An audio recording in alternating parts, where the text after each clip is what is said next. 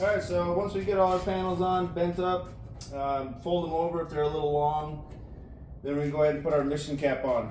Our hip starter, we're going to take our 6-inch end discs, put it in the end of our cap. You can see I've just modified this, put a bend on it, cut out my drip edge so it'll sit down nice and tight.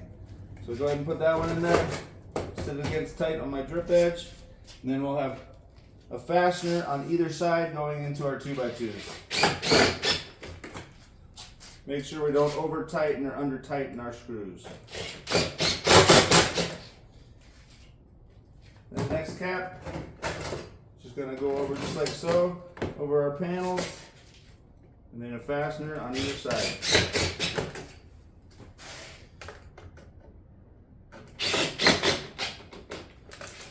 And we'll just continue with our caps, going up our hip, fastening as we go into either side.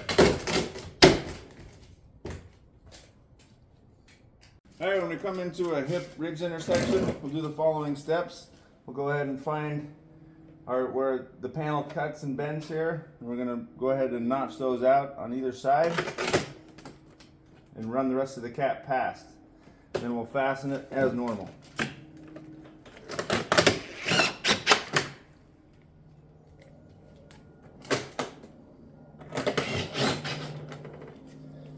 Then we'll take our next cap.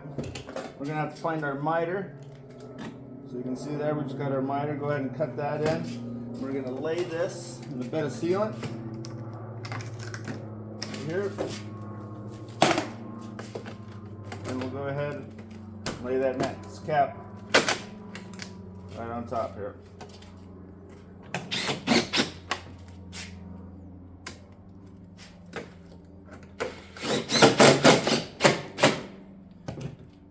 Then we'll come back with our first full piece and go ahead and just cut our angles of the other cap out.